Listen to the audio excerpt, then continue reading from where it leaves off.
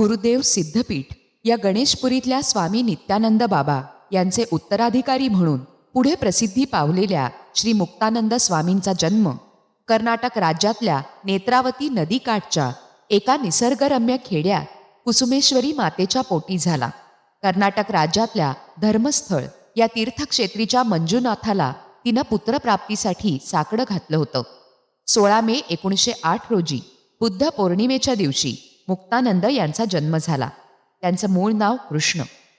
कृष्ण शाळेत खूप हुशार होता, परंतु त्याचं मन मात्र नेहमी वेगळ्याच विश्वात विहार करत असे. घरातल्या गडगंज श्रीमंतीचं त्याला अप्रूप नव्हतं. एकदा त्याच्या आईनं त्याला गावाजवळच्या एका पर्वतावर एका मुस्लिम मौलवीच्या उत्सवासाठी नेलं. तिथे कृष्णाला अचानक नित्यानंद बाबांनी दर्शन दिलं असं म्हणतात. नित्यानंद बाबांना लहान मुलं प्रिय होती. त्यांनी कृष्णाला सोबत घेतलं.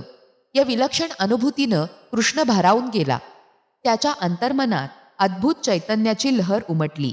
तेव्हापासून त्याचं लक्ष शाळा, घर, खेळ, खाण्यापिण्याची मौज या ऐहिक गोष्टींपासून उडू लागलं. आपण कोणीतरी साधू, योगी बनावं हा विचार त्याच्या मनात बळावू लागला. एकट्यानंच जंगलात, देवळात राहणं, जे मिळेल ते खाणं या गोष्टींची तयारी ठेवून कृष्णा एक दिवस घराबाहेर पडला. वय होतं अवघं 8-9 वर्षांचं. आधी त्याला जंगलात पायपीट करावी लागली. मग तिथून बाहेर पडल्यावर एका ट्रकवाल्यानं त्याला म्हैसूरला आणून सोडलं. म्हैसूरमध्ये कित्येक दिवसांच्या भटकंतीनंतर त्याला कुणीतरी तिथल्या सिद्धारूढ स्वामींच्या मठात आणून सोडलं आणि तिथेच कृष्णाच्या आयुष्याला प्रयोजन सापडलं. सिद्धारूढ स्वामींकडे प्रथम बुद्धिवान कृष्णाला संस्कृत शिकवलं गेलं. त्यानंतर 7 वर्ष कृष्णानं वेद, योग, उपनिषद यांचा अभ्यास केला.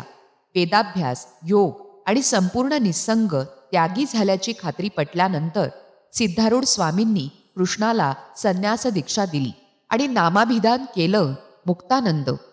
त्यावेळी कृष्णाचं वय 18-19 असेल.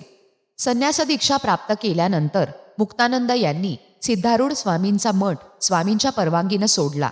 तिथून त्यांनी कर्नाटकातच श्री मुप्पीन आर्य स्वामींच्या मठात 4 वर्ष राहून अभ्यास केला. त्यानंतर पुन्हा आश्रम सोडून त्यांनी पायी भटकणं सुरू केलं. या भटकंतीत त्यांनी कर्नाटकातली अनेक जंगलं, डोंगर तुडवले. तिथल्या अपरिचित वनस्पतींचा अभ्यास केला. त्यांचे औषधी गुण हेरले. हा अनुभव घेऊन ते मराठवाड्यात म्हणजे महाराष्ट्रात प्रवेश करते झाले. मजल दरमजल करत मुक्तानंद 40गावला पोहोचले. तिथे एक पडका वाडा होता. लोक त्या वाड्यात जायला भीत असत. तिथे मुक्तानंदांनी वास्तव्य करून आश्रम उभा केला. त्या आश्रमात एकदा त्याच परिसरातले एक सिद्धयोगी लिंगानंद स्वामी मुक्तानंद यांच्या भेटीला आले. त्या दिवशी लिंगानंद यांनी परिसरातल्या कुष्ठरोग्यांसाठी भंडाऱ्याचं आयोजन केलं. त्यावेळी त्यांनी मुक्तानंद यांना एका कुष्ठरोग्याला अन्न भरवायला सांगितलं. त्या विरूपतेच्या दर्शनामुळे त्यांच्या मनात चलबिचल होताना पाहून लिंगानंद स्वामी मुक्तानंद यांना म्हणाले, तो कुष्ठरोगी नव्हता, साक्षात विश्वकर्त्याने तुला दर्शन दिले आहे. हे ऐकून मुक्तानंद लिंगानंद यांच्या चरणी लीन झाले. 40 गावातल्या आश्रमातून काही काळाने बाहेर पडून मुक्तानंद भटकत भटकत ठाणे जिल्ह्यातल्या भिवंडी तालुक्यात आले. वज्रगडावरच्या वज्रेश्वरी मातेचं दर्शन घेऊन ते जवळच्याच गणेशपुरी या ठिकाणी स्वामी नित्यानंदांच्या आश्रमात गेले. ते वर्ष होतं 1947. तिथे स्वामी नित्यानंद त्यांची वाटच पाहत होते. मुक्तानंद यांनाही लहानपणीची घटना आठवली.